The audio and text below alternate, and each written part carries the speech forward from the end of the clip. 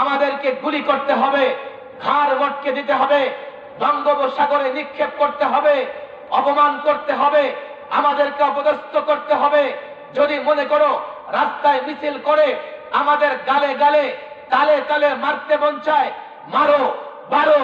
এ যুবক একত্ববাদ প্রতিষ্ঠার জন্য 1 লক্ষাধিক পয়গম্বর আল্লাহ প্রেরণ করেছেন। একত্ববাদ প্রতিষ্ঠা করবার জন্য যুগে যুগে পয়গম্বরদের অনুসারীরা দাওয়াতি কাজ করেছে, লড়াই করেছে। 1500 বছরে আল্লাহর নবী মুহাম্মদ সাল্লাল্লাহু আলাইহি সাল্লামের উম্মাহ সাহাবায়ে কেরাম লড়াই করেছে, তাবিঈন লড়াই করেছে, ইমামগণ লড়াই করেছে, মুহাদ্দিসিন লড়াই করেছে, মুফাসসিরিন লড়াই করেছে, আলেমরা লড়াই করেছে। একটাই কারণ, আল্লাহর যাতে একত্ববাদ প্রতিষ্ঠা হয়, এই আল্লাহর সঙ্গে কেউ যেন শিরক না করে বসে, কুফরি না করে বসে। এই লড়াইয়ে শামিল হবার জন্যই আমরা প্রস্তুত হয়েছি। মারবে মারো, আঘাত করবে করো। আমাদের সফলতা এটা নয় পাল্টা আঘাত করব। আমাদের সফলতা হচ্ছে আক্রমণ করবে, শাহাদত বরণ করব, আঘাত করবে, ধৈর্য ধারণ করব। রব্বে কাবার কসম করে বলি, এই বাংলার জমিনের উপর দিয়ে যদি রক্ত সাগর প্রবাহিত হয়, তারপরেও একত্ববাদের কথা বলেছি, বলবো। ভাস্কর্যের বিরোধিতা করেছি, করব। রক্তের প্রত্যেকটা ফোঁটা থেকে আল্লাহর একত্ববাদের আওয়াজ উঠবে।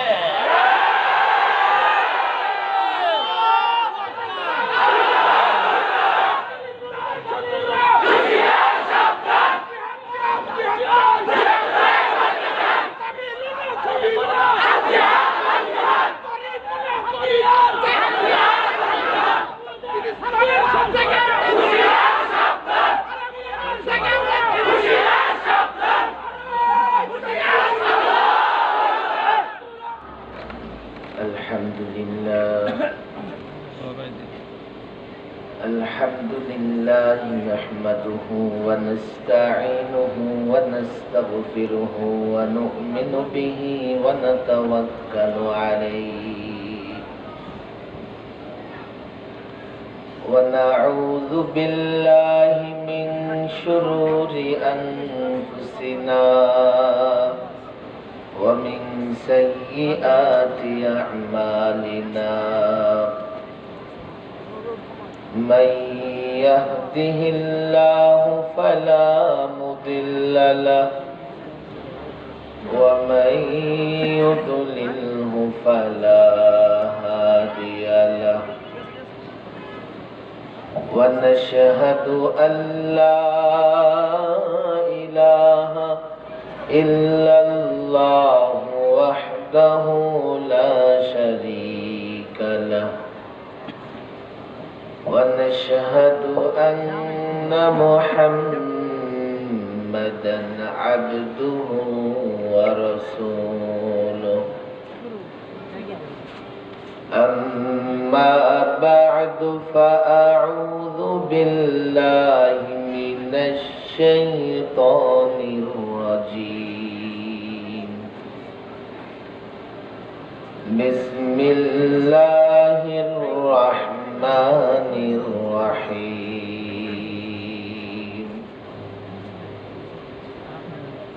فاجتنبوا الرجس من الأوثان واجتنبوا قول الزور صدق الله مولانا العظيم وصدق رسوله النبي الكريم ونحن على ذلك من الشاهدين والشاكرين والحمد لله رب العالمين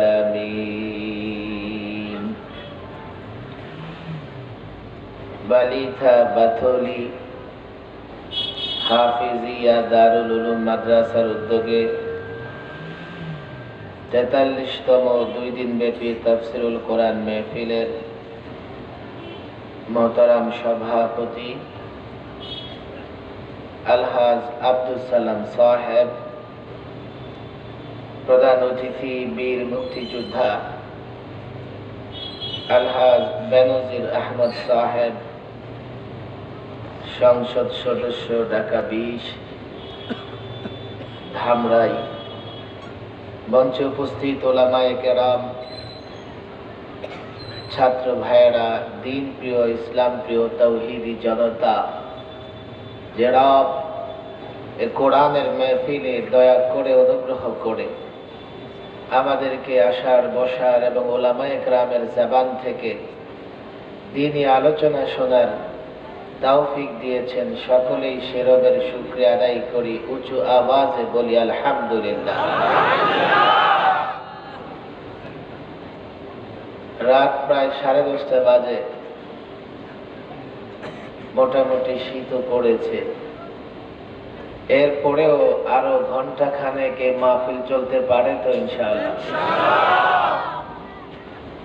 ইনশাআল্লাহর আওয়াজ কিন্তু সকলের মুখ থেকে বের হয় নাই। আরো 10 মিনিট কমায় দিব? 7 মিনিট থাকবে না 50 মিনিট হবে?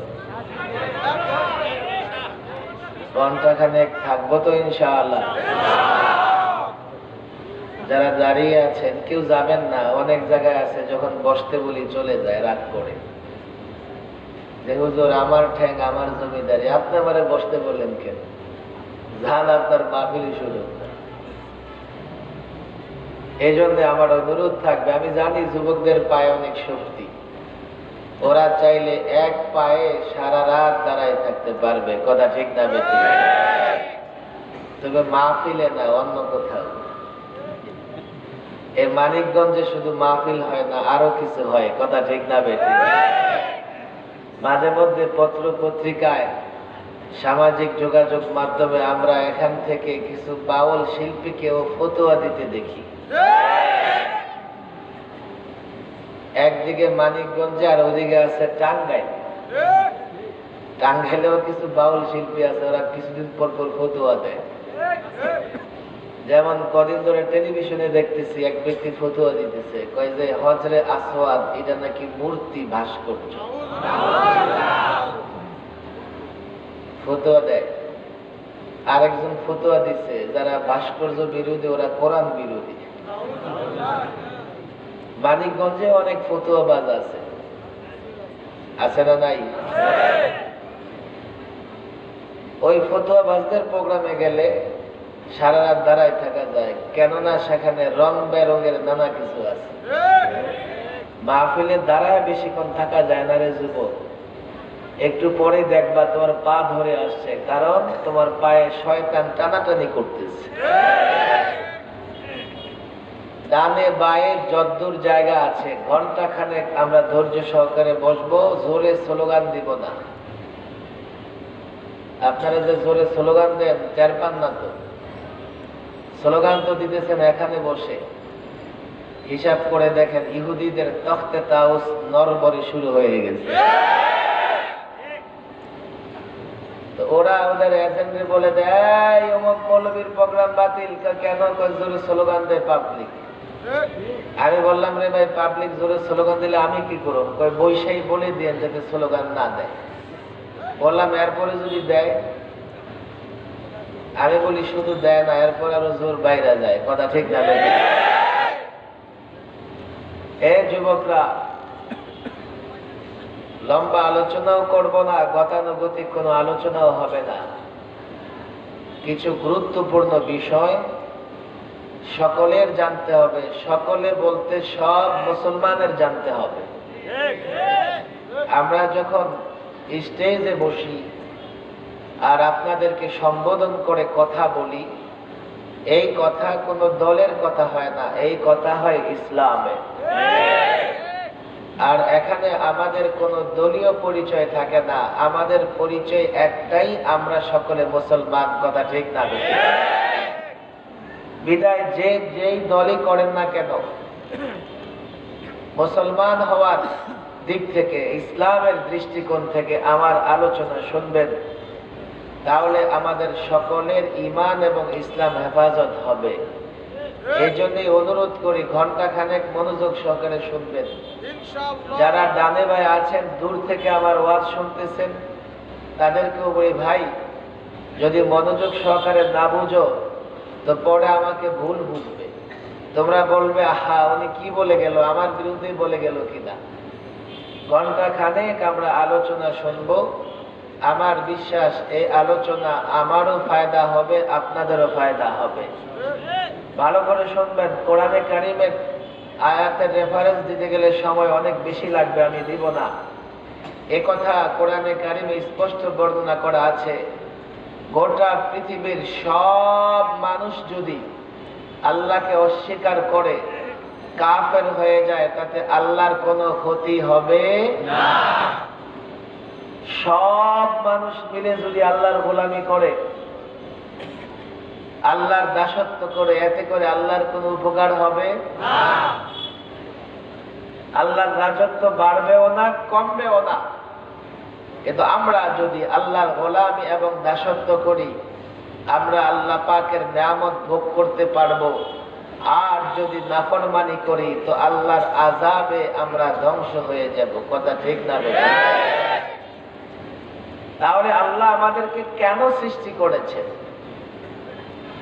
ইবাদত বন্দেগী মানুষ কতটা করতে পারে? ফেরেশতাদের সম্পর্কে যারা জেনেছেন, এমনও ফেরেশতা আছে আল্লাহ তাকে সৃষ্টি করে সেজদায় লাগিয়ে রেখেছেন, কিয়ামত পর্যন্ত সেজদায় থাকবে। এই মুসলমান, সারা জীবনে কয় মিনিট সেজদা দিয়েছো হিসাব করে দেখো, কয় মিনিট রুকু দিয়েছো হিসাব করে দেখো। জীবনে কতটা সময়, 24 ঘন্টার মধ্যে কয় মিনিট আল্লাহকে দেখেছো চিন্তা করে দেখো। তুমি আল্লাহর কি ইবাদত করবে? লক্ষ কোটি কোটি ফেরেশতা প্রতিনিয়ত আল্লাহর তাসবিহ তাহলিল করতেছে, আল্লাহর প্রশংসা করতেছে। আল্লাহর প্রশংসাকারী ইবাদতকারীর অভাব নাই। তোমাকে আমাকে আল্লাহ কেন সৃষ্টি করেছেন? সৃষ্টি করেছেন ইবাদতের জন্যই। আল্লাহর ইবাদতের প্রয়োজন নাই। তবে উলামায়ে কেরাম লিখেছেন, আল্লাহর জাত, আল্লাহর রাজত্ব, আল্লাহর শক্তিমত্তা, আল্লাহর কুদরতের একটা পরিচয় দেবার জন্য আল্লাহ তাবারক ওয়া তাআলা আমাদেরকে সৃষ্টি করেছেন। কথা ঠিক না বেঠিক? আল্লাহর পরিচয়ের মৌলিক দুটি পরিচয়, এক উলুহিয়ত আমরা যেটাকে বলি। আল্লাহর এক নাম্বার পরিচয়, আল্লাহ আমাদের ইলাহ, আল্লাহ আমাদের মাবুদ। কথা ঠিক না বেঠিক? মাবুদ মানে কি? মাবুদ হচ্ছে যার ইবাদত করা হয়। মাদ্রাসার ছেলেরা বুঝবে, আরবি শব্দ মাবুদ। মাবুদ বলা হয় যার ইবাদত করা হয়। আর যে ইবাদত করে তাকে বলে আবেদ। তাকে কি বলে? আবেদ। আল্লাহর এক নাম্বার পরিচয় হচ্ছে আল্লাহ মাবুদ। আল্লাহ মানে আল্লাহরই ইবাদত করা হবে, এছাড়া আর কেউ ইবাদতের উপযুক্ত নাই। কথা ঠিক না বেঠিক? এই জন্য আমরা যে কালিমা পড়ে মুসলমান হই, এই যুবক খেয়াল করে শোনো, যে কালিমা আমরা পড়ি লা ইলাহা ইল্লাল্লাহ, বলেন বলি কিনা লা ইলাহা ইল্লাল্লাহ, এর অর্থ কি? লা ইলাহা, ইলাহ নাই, মাবুদ নাই, ইবাদতের উপযুক্ত নাই, ইল্লাল্লাহ, কাকে ছাড়া? বলেন কাকে ছাড়া? কাকে ছাড়া? এই পৃথিবী, এটা বুঝতে হবে এ মুসলমান, এটা তোমার ঈমান। আল্লাহ ছাড়া কারো ইবাদত করা যাবে না, আল্লাহ ছাড়া কারো গোলামি, কারো দাসত্ব করা যাবে না। আমার আল্লাহ মাবুদ, একমাত্র ইবাদতের উপযুক্ত। কথা ঠিক না বেঠিক? আল্লাহ তাবারক ওয়া তাআলার আরেকটা পরিচয় রুবুবিয়ত, রব্বুল আলামিন, আমাদের প্রতিপালক, রক্ষণাবেক্ষণকারী, আমাদের রিজিক দাতা, সবকিছু আমাদেরকে যিনি প্রদান করেন তিনি কে? আল্লাহ। মুখ খুলে বলেন কে তিনি? আল্লাহ। মহব্বতের সঙ্গে তিনি কে? আল্লাহ। আল্লাহ রব্বুল আলামিন গোটা জগৎ সমূহের পালন কর্তা প্রতিপালক কে বলেন তো দেখি? এখানে অনেক যুবক ভাইয়েরা আছে, তাদের মনে প্রশ্ন আসতে পারে, একটা প্রশ্ন করে উত্তর দিব নাকি? আপনাদের কষ্ট হবে? 1 ঘন্টার চেয়ে যদি 1 মিনিট বেশি হয়ে যায় কষ্ট হবে? রাগ করে চলে যাবেন না তো? সহজ প্রশ্ন, হুজুর স্টেজে বসে বসে তো বড় বক্তৃতা করেন, সব আল্লাহ প্রতিপালনকারী, আমি গার্মেন্টসে চাকরি না করলে খেতে পারবো না, আমি দোকানদারি না করলে আমার ঘরে খাবার জুটবে না, চাকরি না করলে খাবার জুটবে না, আমি জমিনে ফসল না বুনলে ফসল উৎপাদন হবে না, আর আপনারা তো আল্লাহ রব, আল্লাহ পালনকারী বলে বসে আছেন, দেখি ঘরে থাকেন কে আপনারা খাওয়া। এই যুবক খেয়াল করে শোনো, মাওলানা ইহতিসামুল হক থানভী একটা মজার ঘটনা লিখেছেন। আমি এই ঘটনাটা এজন্যই বলবো যাতে আল্লাহ যে রব, আল্লাহ যে পালনকারী প্রতিপালক, এই বিষয় যাতে আমাদের বুঝে আসে, এই জন্যই আমি ঘটনাটা বলবো। এক ব্যক্তি কাগজের মধ্যে আর্ট করতেছে, খেয়াল করে শুনবেন। হঠাৎ তার কাগজে একটা পিঁপড়া ঢুকেছে, পিঁপড়া ঢুকে দেখে অবাক হয়ে যে একটা কলম কাগজে ঘুরতেছে। যারা আর্ট করতে পারে, কলম ঘুরাইলে দেখবেন সুন্দর সিনারি দৃশ্য, নদী নালা গাছ ফল মূল ইত্যাদি হয়ে যায়। কলম রাখলেই মানুষের চেহারা হয়ে যায়, কথা ঠিক না ঠিক? পিঁপড়া মনে মনে ভাবে, আরে বড় অবাক করা জিনিস দেখি, এই কলমটার এত ক্ষমতা, এটা ঘুরে আর নদী নালা গাছপালা পাহাড় শস্য শ্যামল ইত্যাদি হয়ে যায়। অবাক হয়েছে পিঁপড়া। একটু পরে আরেকটা পিঁপড়া ঢুকেছে, ঢুকে বলে আগের পিঁপড়ারে, তুই একটা বোকা।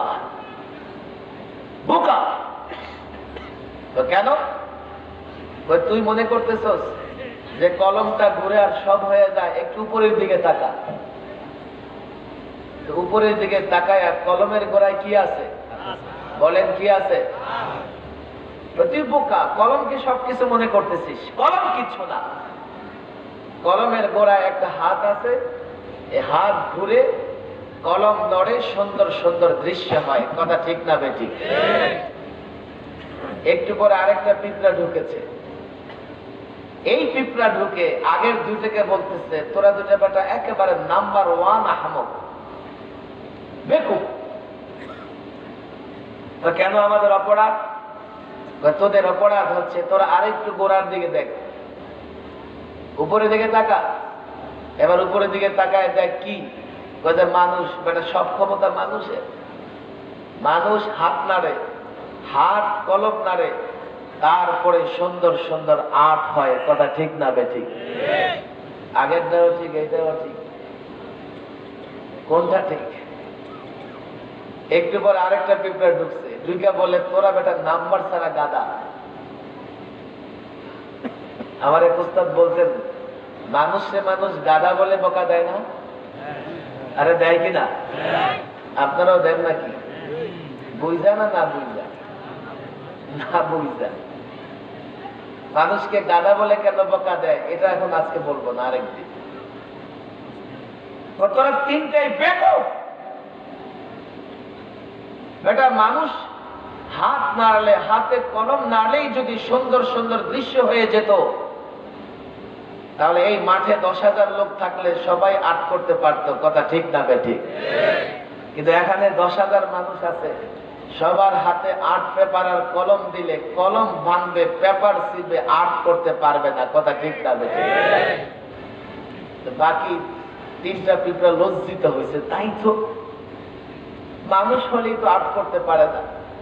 সমাধান কি? সমাধান হলো, দেখ মানুষের মাথায় একটা মেমোরি কার্ড আছে। আমাদের মোবাইলে মেমোরি কার্ড থাকে না? যার মেমোরি কার্ড যত মজবুত হয়, জিবি বেশি হয়, তার মেমোরি কার্ডে ভিডিও বেশি ধারণ করে, কথা ঠিক না বেঠিক? ওই যে মাথায় একটা মেমোরি কার্ড আছে, ব্রেন। এই ব্রেনে যে এই শিল্প আয়ত্ত করতে পেরেছে, সে যদি হাত নাড়ে আর সেই হাতে কলম থাকে, তাহলে কি হয়? সুন্দর সুন্দর সিনারি হয়। এই দোকানদার, হাতে ধরি পায়ে পড়ি, চিন্তা করো, তুমি মনে করতেছো দোকানে তোমাকে রিজিক দেয়। তুমি চিন্তা করে দেখো, তোমার মতো অনেক দোকানদার তোমার বয়সী তোমার সঙ্গে দোকান দিয়েছিল, তারা আজকে রাস্তায়, কিন্তু আল্লাহ তোমাকে কোটিপতি বানিয়েছে। কথা ঠিক না বেঠিক? তুমি মনে করতেছো জমিনে ফসল বুনলেই শস্য উৎপাদন হবে, দেখো তোমার পাশের ক্ষেতে 8 মণ আর তোমার ক্ষেতে হচ্ছে 12 মণ। কথা ঠিক না বেঠিক? যা কিছু চোখে দেখো না কেন, পিঁপড়ার মতো বোকা হয়েও না। এর সব কিছুর মূলে কে কারিগর? তাহলে রব প্রতিপালক কে? মুখ খুলে বলেন, আমাদের রব কে? ঘটনায় ঘটনা মনে পড়ে যায়। আমাদের রব কেমন রব জানেন না? তাফসীরের কিতাবে অনেকদিন আগে আমি একটা ঘটনা দেখেছি। আমাদের এক বুজুর্গ নদীর তীরে হাঁটতেছে, হঠাৎ দেখে সামনে থেকে একটা বিচ্ছু দৌড়ে আসতেছে। আপনাদের কষ্ট হচ্ছে না তো? বুজুর্গ বিচ্ছু দেখে অবাক হলেন, আরে বিচ্ছুটা কোথায় যায়, আমার দিকে আসে কিনা। দেখে যে বিচ্ছুটা দৌড়ায় এসে নদীর দিকে যাইতেছে, নদীর পানির দিকে যাইতেছে।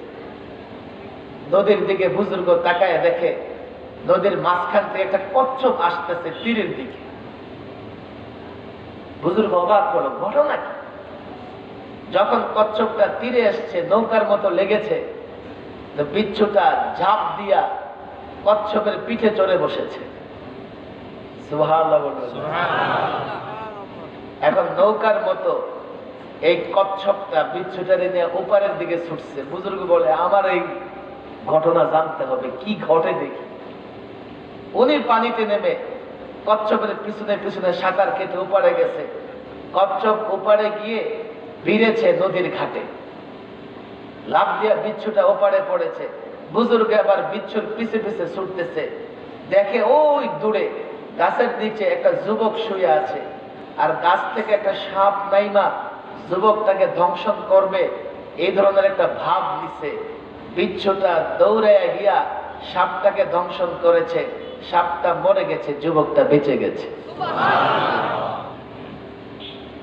আবার এই বিচ্ছুটা পিছনে উল্টা পায়ে নদীর দিকে ছুটছে। বুজুর্গের বুঝতে বাকি নাই, আমার রব হচ্ছেন এমন, আমি জানিও না এই রব কিভাবে আমাকে রক্ষা করেন, কিভাবে রিজিকের ব্যবস্থা করে দেন। কথা ঠিক না বেঠিক? এই যুবক, হাতে ধরি পায়ে ধরি, বুঝার চেষ্টা করো, আমাদের ইবাদতের একমাত্র উপযুক্ত কে? আল্লাহ। মুখ বন্ধ করলে চলবে না। কে?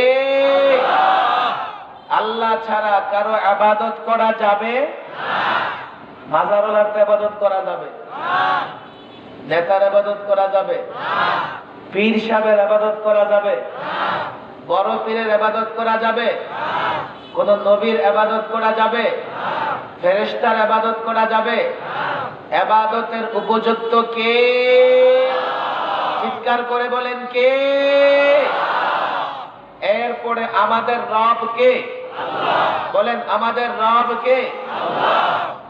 এই জায়গায় একটা কথা মনে রাখবেন, আমি কেন বললাম এই দুটা কথা। বান্দা এবং তার রব, তার মাবুদের মধ্যে একটা সম্পর্ক, একটা পরিচয় আছে। আছে না নাই? যদি পরিচয় না থাকতো তো ফজরে, এই শীতের রাত্রে ফজরে উঠে এত কষ্ট করে ওযু করে কুদরতি পেয়ে সেজদা করতে পারতাম না। বান্দার অন্তরে আল্লাহর মহব্বত আছে, আল্লাহর পরিচয় আছে। এই পরিচয়কে নষ্ট করবার জন্যে যে দুশমন সব সময় চেষ্টা করে, তার নাম কি? ইবলিস। তার নাম কি? আরে বলেন, তার নাম কি? ইবলিসকে তো চিনেন নাই না? ইবলিসকে চেনার দরকার আছে কিনা?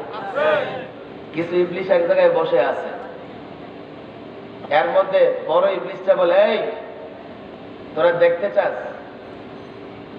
ছোট ইবলিসটা বলে, কি দেখাইবেন স্যার? দেখাইবেন কি? এই গ্রামের নাম কি? বালিথা। পাশের গ্রামের নাম কি? বাথুলিয়া। একই নাকি? আচ্ছা আচ্ছা। বড় ইবলিস বলে, দেখ আমি এই বাজারে একটু পরে 2 গ্রামে একটা ঝগড়া লাগাই দিব। বাকি ইবলিস তো সম্ভব না, যেহেতু তাফসীরের মাহফিল, তাফসীর করতে গেলে তো 2-4 ঘন্টা গড়াই লাগে, সময় আছে মাত্র 1 ঘন্টা। আমার কিন্তু 1 ঘন্টা এখনো শুরু হয় নাই। স্টার্ট করে দেবো টাইমিং? সারে চলবো না? শুরু হয়ে গেছে, তবে এতক্ষণে মাত্র 1 মিনিট গেছে। আর কয় মিনিট বাকি আছে? 59 মিনিট। বাকিগুলো খুব তাড়াতাড়ি চলে যাবে, আধা ঘন্টার মধ্যে। বড় ইবলিস বলে, দেখ এই বালিথা আর বাতুলি 2 গ্রামে বাজারে আমি ঝগড়া লাগাই দিয়ে কি আপনি? কয় না, পারবেন না স্যার। কয় কেন পারবো না? কয় এই 2 গ্রামের মধ্যে ভালো মহব্বত, এই গ্রামের মেয়ে ওই গ্রামে আছে, ওই গ্রামের মেয়ে এই গ্রামে আছে, কেউ বেয়াই সম্পর্ক, এই সম্পর্ক, ওই সম্পর্ক, ঝগড়া লাগাইতে পারবেন না। কয় দেখ কেমনে লাগাই। এখানে একটা বড় গাছ আছে না রাস্তার পাশে, ইবলিস গুড়ের দোকানে গিয়ে এক গুড়ের মটকার মধ্যে আঙুল ঢুকাই দিচ্ছে, দিয়ে আর কি লাগছে হাতে, এই গাছে লাগাই দিচ্ছে। ইবলিস করে, দেখ আমার কাম শেষ। বাকি ইবলিসের কথা কইলে, কই ঝগড়ার কই গুড়? কই দেখ বেটা, যেখানে গুড় থাকে দেখবেন সেখানে পিঁপড়া জমা হয়। গুড় খাওয়ার জন্য 2 পাশ থেকে পিঁপড়া জমা হয়েছে। পিঁপড়া যেখানে থাকে, পিঁপড়া খাওয়ার জন্য টিকটিকি আসে। কথা ঠিক না বেঠিক? এখন পিঁপড়া দেখে 2 দিক থেকে 2টা টিকটিকি আসছে। টিকটিকি এসে আবার টিকটিকি দেখবেন মাঝে মধ্যে ঝগড়া করে নিচে পড়ে। 2 টিকটিকি ঝগড়া করে নিচে পড়ছে। পাশে ছিল একটা বিড়াল। বিড়ালটা মনে করেছে না জানি ইঁদুর, দৌড় দিয়ে গিয়ে একটা টিকটিকিরে ধরে দিছে দৌড়। পাশে ছিল কুকুর মিয়া। কুকুর আর কুত্তা মিয়া মনে করছে না জানি বিড়াল কি নিয়ে দৌড় দিছে, ধর। গিয়া ধরছে বিড়ালের ঘাড়ে, বিড়াল গেছে মারা। বিড়ালওয়ালা লাঠি নিয়া কুকুরটারে পিটায়া মেরে ফেলেছে। কুকুরওয়ালা বলে, তুই কাজটা করলি কি? আমার পালা কুকুরে মারলি? কয় বেটা, তোর কুকুর আমার বিড়াল মারছে। কয় বেটা, এটা বুঝে নাকি? তুই এই জন্য একটা মানুষ হইয়া, সমুজদার হইয়া আমার কুকুরটারে মারলি। 1 কথায় 2 কথায় শুরু হয়েছে ঝগড়া। আর গ্রামে ঝগড়া হলে প্রথমে দেখবেন মা বাবা ভাই বোন সব আসে, এরপরে গেটি গোষ্ঠী আসে। 2 গ্রামে শুরু হয়েছে ঝগড়া। এই বাকি বাতিলা বাজারে 5 জন আহত, 5 জন নিহত। ইবলিসকে দেখতো, ইবলিস টোটাল কাজ ইবলিস করে না। মাহফিলে আসছেন, আপনারে ঘরে পৌঁছাই দিবে না। ইবলিসের কাজ হবে মাহফিল থেকে উঠে রাস্তায় নিয়ে দেওয়া। এরপর ইবলিস কইবে আমার কাজ শেষ, এবার তুই যা। ইবলিস আপনারে কান্দে করে নিয়ে বাড়ি পৌঁছাই দিবে? ইবলিসের পরিচয় থাকা লাগে। ইবলিস চায় যে বান্দা এবং আল্লাহর মাঝখানে যেন সম্পর্ক নষ্ট হয়ে যায়। কথা ঠিক না বেঠিক? এই জন্য আল্লাহ তাবারক ওয়া তাআলা মানুষের হেদায়েতের জন্য লক্ষাধিক পয়গম্বর প্রেরণ করেছেন। এই যুবক ভালো করে শোনো, প্রথম পয়গম্বর হযরত আদম আলাইহিস সালাম। কথা ঠিক না বেঠিক? আদম আলাইহিস সালামের বিদায়ের পরে 1000 বছর এই পৃথিবীতে লোকেরা কেবলমাত্র এক আল্লাহর ইবাদত করত। ইবলিস কোনোভাবেই মানুষকে আল্লাহর ইবাদত থেকে দূরে সরাতে পারে নাই। বলেন আলহামদুলিল্লাহ। আদম আলাইহিস সালামের ইন্তেকালের 1000 বছর পরে আদম আলাইহিস সালামের ছেলের নাম হচ্ছে শীশ আলাইহিস সালাম। শুনছেন না? হযরত শীশ আলাইহিস সালামের ছেলের নাম ইদ্রিস আলাইহিস সালাম। জানেন কিনা? ইদ্রিস আলাইহিস সালামের ইন্তেকালের পরে তার দ্বীন এবং শরীয়তের দাওয়াত যারা দিতেন তাদের মধ্যে প্রসিদ্ধ ব্যক্তি 5 জন। কয়জন? বলেন কয়জন? লোকদেরকে এই 5 জন দ্বীনের দাওয়াত দিত, ওয়াজ করত, নসিহত করত। কিছুদিন পরে 5 জন লোক মারা গেল। মারা যাওয়ার পরে লোকেরা চিন্তা করলো, হায় হায় হায়, এখন আমাদেরকে আর কে নসিহত করবে? এই মানুষ তো সব গোমরা হয়ে যাবে। তো ইবলিস গিয়া ওই 5 জনের অনুসারীদেরকে পরামর্শ দিল, কি পরামর্শ দিল দেখো, তোমাদের কথা তো শুনবে না, এই 5 জনের নামে 5 জায়গায় তোমরা বড় ভাস্কর্য বানাও। وقالوا لا تذرن آلهتكم ولا تذرن ودا ولا سواعا ولا يغوث ويعوق ونسرا। এই আয়াতে ওই 5 জনের নাম আল্লাহ তাবারক ওয়া তাআলা উল্লেখ করে দিয়েছেন। শোনো মুসলমান, 1 ওয়াদ, 2 সুয়া, 3 ইয়াগুস, 4 ইয়াউক, 5 নাসর। এই 5 ব্যক্তি হযরত নূহ আলাইহিস সালামের কওমের যারা ইন্তেকালের পরে তাদের নামে 5 ব্যক্তির বাড়ি ঘরে জন্মস্থানে 5টা বিশাল ভাস্কর্য বানিয়ে দেওয়া হলো। হযরত আব্দুল্লাহ ইবনে আব্বাস বর্ণনা করেন, এই হাদিস বুখারী শরীফে আছে। যদি কারো পছন্দ না হয় আমারে গালাগালি করে লাভ নাই, যদি ভুল ধরা লাগে যাও বুখারী শরীফের গিয়ে ভুল ধরো।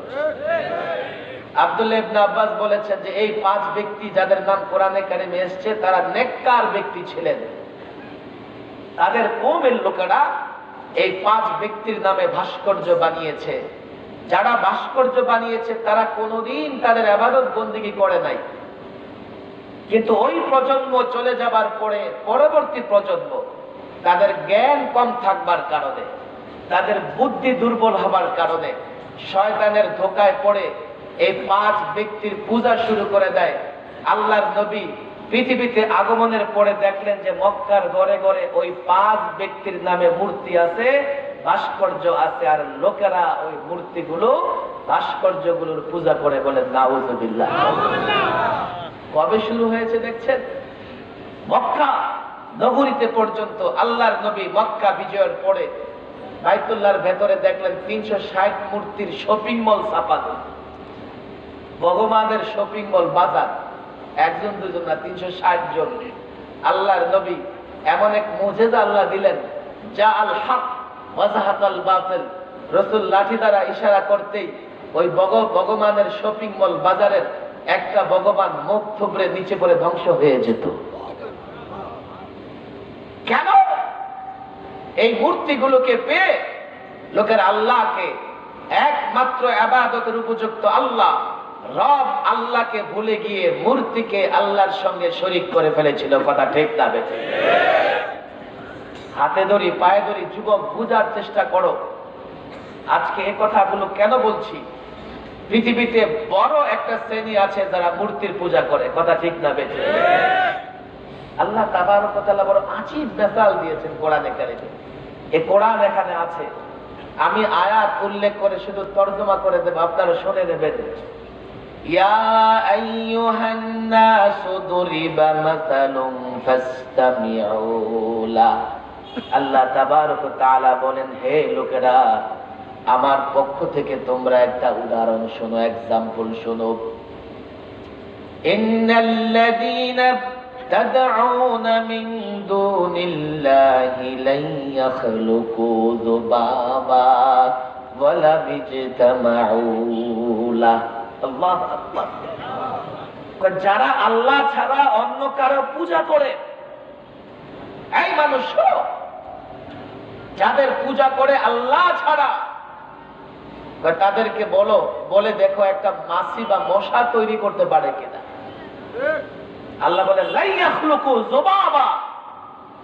এই ভগবান, এই মূর্তি ভাস্কর্যগুলো একটা মাছিও তৈরি করতে পারবে না। কথা ঠিক না বেঠিক? শুধু তাই না, ওয়ালা বিজতামাউ লা। একটা মাছি তৈরি করবার জন্য যদি সব ভগবানকে জড়ো করা হয়, আর ভগবান সব এক জায়গায় হয়ে চেষ্টা করলে এবার তো পারবে? পারবে এবার? শুধু তাই না, ওয়াইয়াসলুবহুমুয যুবাবু শাইআন লা ইস্তানকিযুহু মিন। আল্লাহু আকবার। দেখো, মাছি মশা সৃষ্টি করবে দূরের কথা, মাছি যদি ওদের সামনে থেকে কোনো কিছু ছিনতাই করে নিয়ে যায়, আলেমরা এখানে আছেন, কোরআন যে বর্ণনা ভঙ্গি ওই ইয়াসলুবহুম।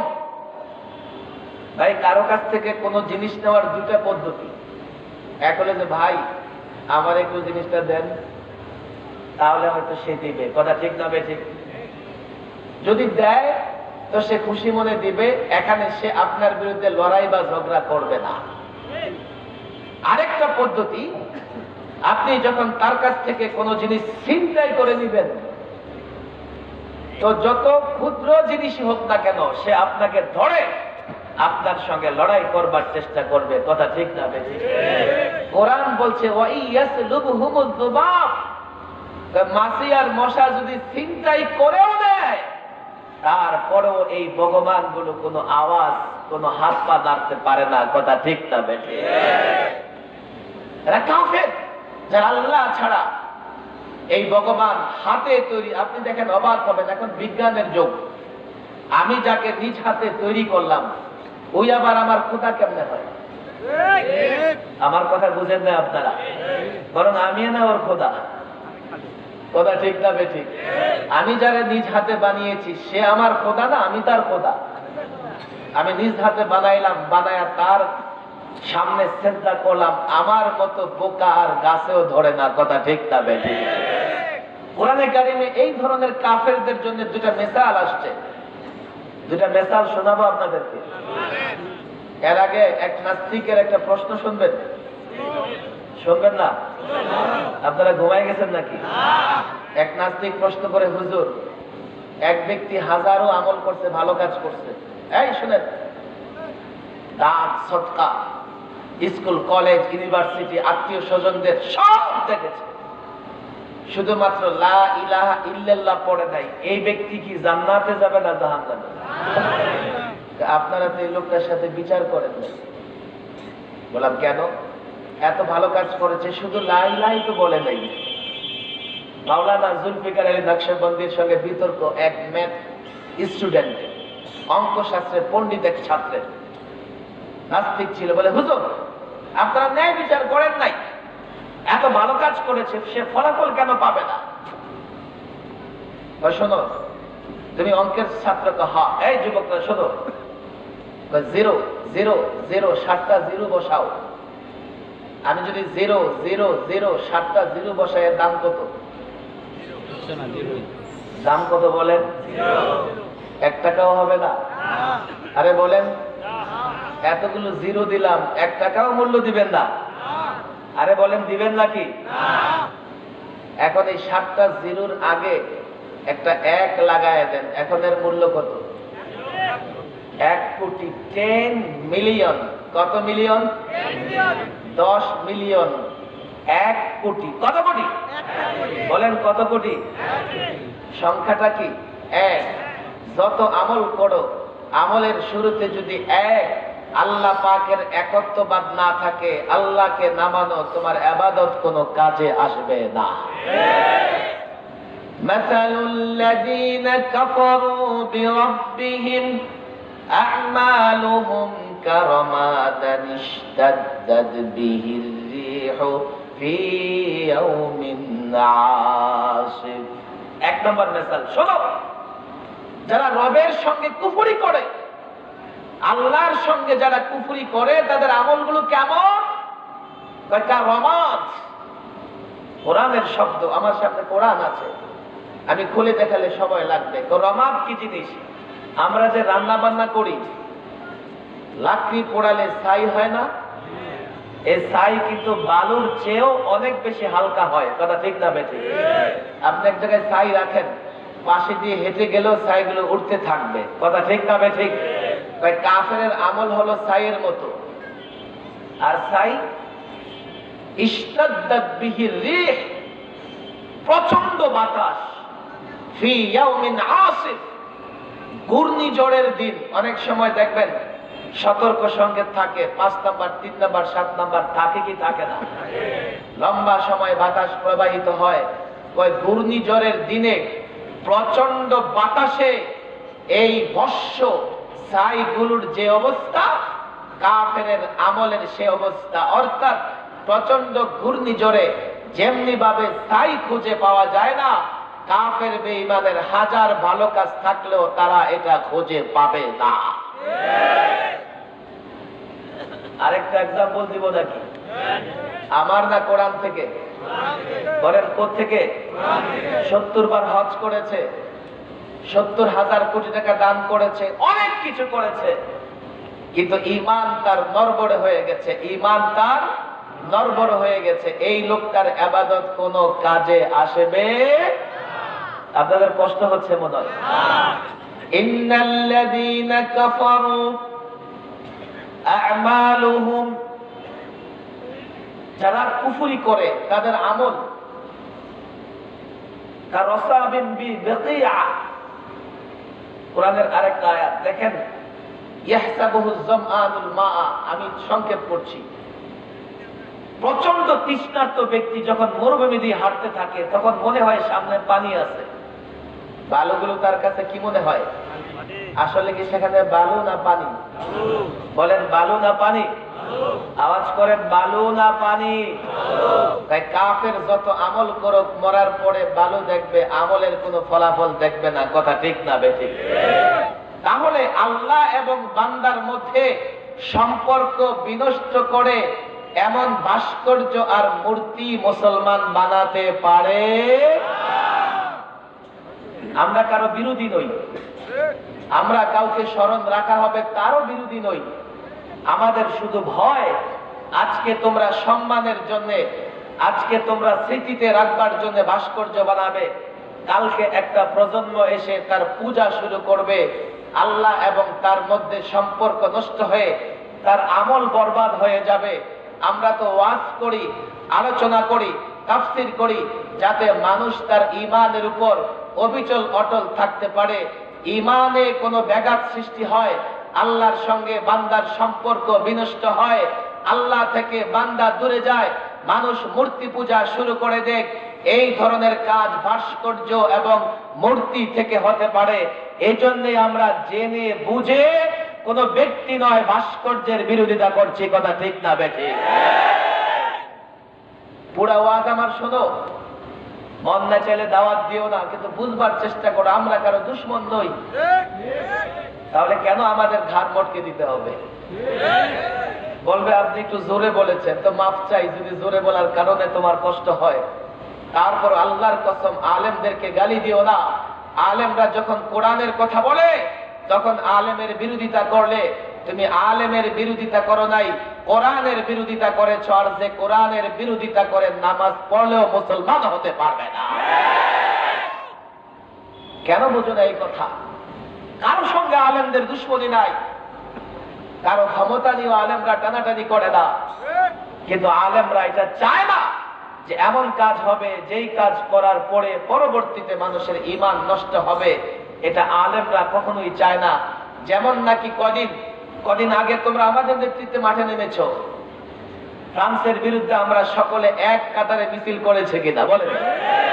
আমি দেখেছি ঢাকায় যখন আমি দুইটা বড় প্রোগ্রাম করেছি, আমার পিছনে আমি সরকারি বিরোধী দল সব নেতাদের দেখেছি, সব যুবকদেরকে দেখেছি। কেন? আল্লাহর নবীর সঙ্গে বেয়াদবি করা হয়েছে, আল্লাহর নবীর আজমত, আল্লাহর নবীর ইজ্জতে আঘাত হানা হয়েছে। আর এই মুসলমানদের অন্তরে যদি আল্লাহর নবীর ইজ্জত না থাকে, একটা সময় মুসলমান আল্লাহর নবীকে ভুলে যাবে। আল্লাহর নবীকে ভুলে গেলে এ কোরআন আল্লাহর নবী বলেছেন, এই জন্য আমরা জেনেছি, নামাজ পড়ি, রোজা রাখি, আল্লাহর নবীর কথা অনুযায়ী আমরা এগুলো করি। আল্লাহর নবীকে যখন মুসলমান ভুলে যাবে তার হেদায়েতের আর কোনো পথ বাকি থাকবে না। তখন তোমরা আমাদের কথা মেনেছো, ক্ষতিগ্রস্ত হও নাই। এখনো বলে যাই যুবক শোনো, দলের ভিত্তিতে নয়, রাজনৈতিক কারণে নয়, ঈমান হেফাজত করবার জন্যে, আরেক জন্যে যদি মনে করো আমাদেরকে গুলি করতে হবে, ঘাড় মটকে দিতে হবে, বঙ্গোপসাগরে নিক্ষেপ করতে হবে, অপমান করতে হবে, আমাদেরকে অপদস্থ করতে হবে, যদি মনে করো রাস্তায় মিছিল করে আমাদের গালে গালে তালে তালে মারতে মন চায়, মারো বারো। এ যুবক একত্ববাদ প্রতিষ্ঠার জন্য 1 লক্ষাধিক পয়গম্বর আল্লাহ প্রেরণ করেছেন। একত্ববাদ প্রতিষ্ঠা করবার জন্য যুগে যুগে পয়গম্বরদের অনুসারীরা দাওয়াতি কাজ করেছে, লড়াই করেছে। ১৫০০ বছরে আল্লাহর নবী মুহাম্মদ সাল্লাল্লাহু আলাইহি সাল্লামের উম্মাহ সাহাবায়ে কেরাম লড়াই করেছে, তাবিঈন লড়াই করেছে, ইমামগণ লড়াই করেছে, মুহাদ্দিসিন লড়াই করেছে, মুফাসসিরিন লড়াই করেছে, আলেমরা লড়াই করেছে। একটাই কারণ, আল্লাহর যাতে একত্ববাদ প্রতিষ্ঠা হয়, এই আল্লাহর সঙ্গে কেউ যেন শিরক না করে বসে, কুফরি না করে বসে। এই লড়াইয়ে শামিল হবার জন্যই আমরা প্রস্তুত হয়েছি। মারবে মারো, আঘাত করবে করো। আমাদের সফলতা এটা নয় পাল্টা আঘাত করব। আমাদের সফলতা হচ্ছে আক্রমণ করবে, শাহাদত বরণ করব, আঘাত করবে, ধৈর্য ধারণ করব। রব্বে কাবার কসম করে বলি, এই বাংলার জমিনের উপর দিয়ে যদি রক্ত সাগর প্রবাহিত হয়, তারপরেও একত্ববাদের কথা বলেছি, বলবো। ভাস্কর্যের বিরোধিতা করেছি, করব। রক্তের প্রত্যেকটা ফোঁটা থেকে আল্লাহর একত্ববাদের আওয়াজ উঠবে।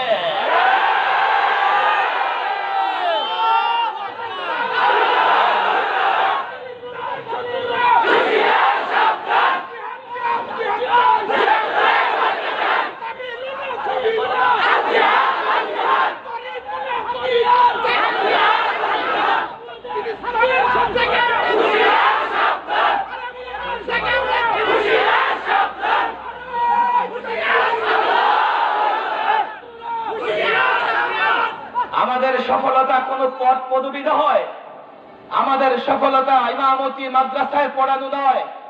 সাহাবায়ে কেরামের সফলতা, আমাদের সফলতা আল্লাহর নবীর নেতৃত্বে বদরে সাহাবায়ে কেরাম রক্ত দিয়েছেন, উহুদের প্রান্তরে রক্ত দিয়েছে, খন্দকে রক্ত দিয়েছে, খায়বরে রক্ত দিয়েছে। আমাদের সফলতা হচ্ছে মরতে হবে। ইব্রাহিমের সন্তানেরা মৃত্যুকে ভয় করে না, অগ্নিকুণ্ডে নিক্ষেপ করবে তাতেও ভয় করে না। ইব্রাহিম আলাইহিস সালামের সন্তানেরা নমরুদকে পরোয়া করে নাই। যুগে যুগে ফেরাউন, নমরুদ, হামান, আবু জাহেল যারাই সত্যের টুটি চেপে ধরবার চেষ্টা করেছে, যারাই হকের মুখ বন্ধ করে দেবার চেষ্টা করেছে, কোন কালে আমাদের আকাবের, আমাদের আসলাফ চুপ করে বসে থাকে নাই। একত্ববাদের কথা বলবো, যতদিন জবান থেকে আওয়াজ বের হবে এক আল্লাহর কথা বলবো। আল্লাহর সঙ্গে সম্পর্ক বিনষ্ট হবে, তার বিরোধিতা করব। জেলখানায় বন্দী করবে, সেখানেও কয়েদিদেরকে আল্লাহর একত্ববাদের কথা বলবো। ফাঁসির মঞ্চে দাঁড় করিয়ে দেবে, শেষ কথা হবে আল্লাহ এক, আল্লাহর গোলামি হবে, আল্লাহর সঙ্গে পূজা করা হবে, মূর্তি বানানো হবে, ভাস্কর্য বানানো হবে, তা আমরা কখনোই মেনে নেব না। বুঝবার চেষ্টা করো, এটা রাজনৈতিক লড়াই নয়, পদ পদবীর লড়াই নয়, যে আঘাত করে ধমক দিয়ে বন্ধ করে দেবা, এটা আল্লাহর গোলামদের আল্লাহর একত্ববাদ প্রতিষ্ঠার লড়াই। এই লড়াই কখনো বন্ধ হবে না। তোমরা মুসলমান, আমরাও মুসলমান। সরকারি দল করো আমার ভাই, আমার ভাই, কেউ আমার সন্তান। মুসলমান হিসেবে আমাদের মধ্যে কোনো ভেদাভেদ নাই, কথা ঠিক না বেঠিক? আসো এক হয়ে আল্লাহর রাজ কায়েম করি, আল্লাহর একত্ববাদ প্রতিষ্ঠা করি। মুসলমান হয়ে আমরা এই বিষয় নিয়ে, যেই বিষয় ইমানে আঘাত আসতে পারে, মুসলমান হয়ে এই বিষয়ে আমরা পরস্পরে মারামারি করতে পারি না, কথা ঠিক না বেঠিক? সে সরকারি দল হও আর বিরোধী দল হও, ইমানের প্রশ্নে আমাদের মধ্যে কোনো ভেদাভেদ নাই, কথা ঠিক না বেঠিক? এই জন্য এই ভাস্কর্য বা মূর্তির বিরোধিতা করা বঙ্গবন্ধুর বিরোধিতা করা নয়। বঙ্গবন্ধুর বিরোধিতা কখনো আমরা করিনি, করা সমীচীন মনে করি না। স্বাধীনতা যুদ্ধের মহানায়ক, তবে একজন মুসলিম নেতা ছিলেন উনি ইসলামের জন্য অনেক কিছু করেছেন।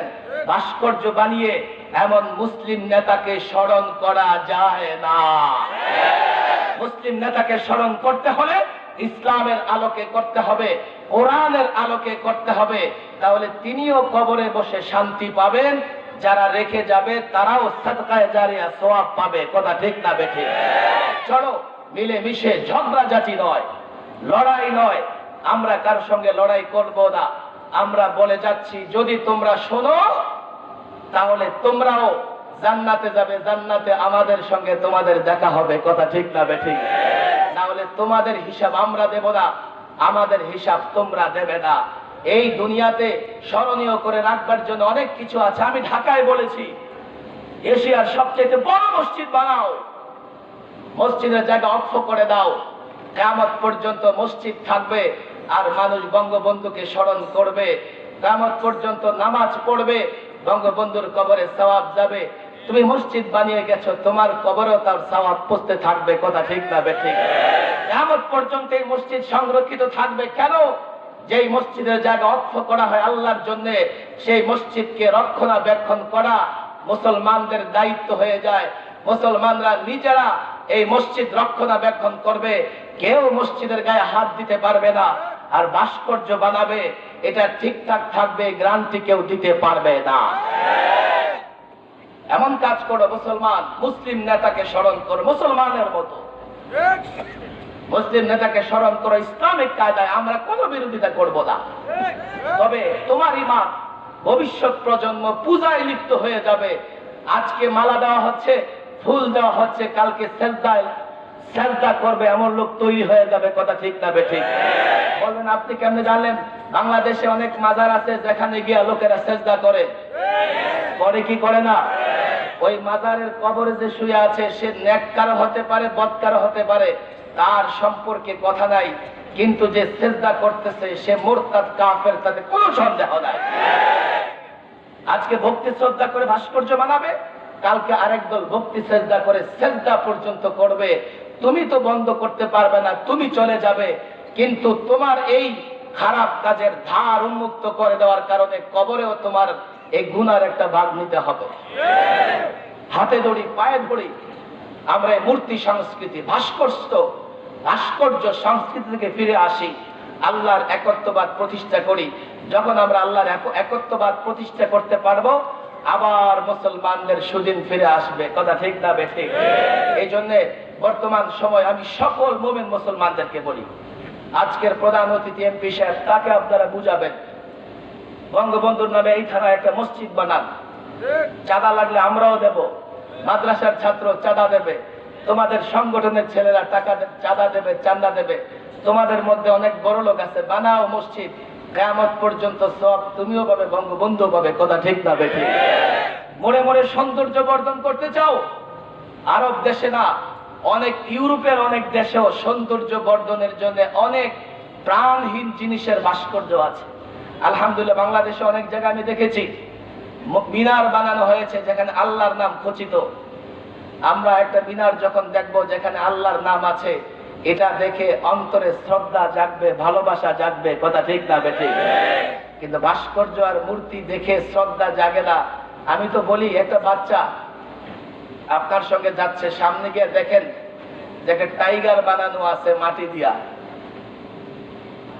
বাচ্চাটা বাঘ বানানো আছে, বাচ্চাটা বাঘ দেখে ভয় আর যায় না ওদিকে।